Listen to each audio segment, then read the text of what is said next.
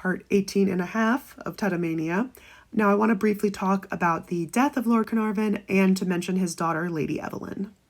After the discovery of the tomb, Carnarvon sold exclusive newspaper rights to report on the discovery to the Times in England. I'm going to talk about this more in depth when I go over the curse theories associated with King Tut's tomb, but this was a big deal because it essentially meant other newspapers were scrambling to find out anything about the tomb to report it on time.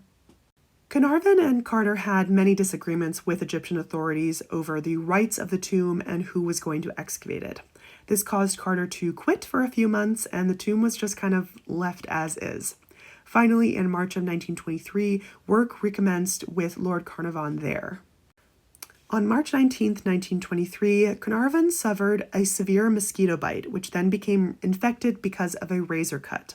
Almost a month later, on April 5, 1923, he died at the Continental Savoy Hotel in Cairo, most likely from blood poisoning from pneumonia.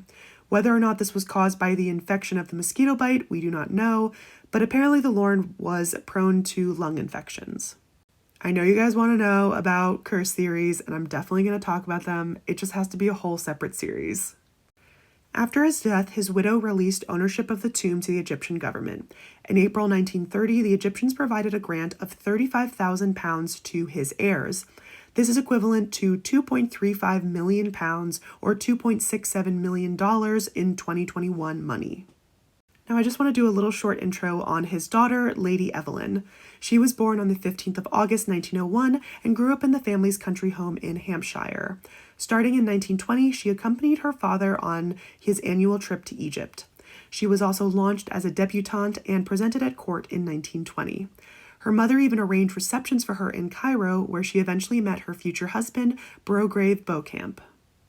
Lady Evelyn was there with her father and Howard Carter during the early days of the excavation and was one of the first people to see the inside of the tomb, let alone the only woman to see the inside of the tomb.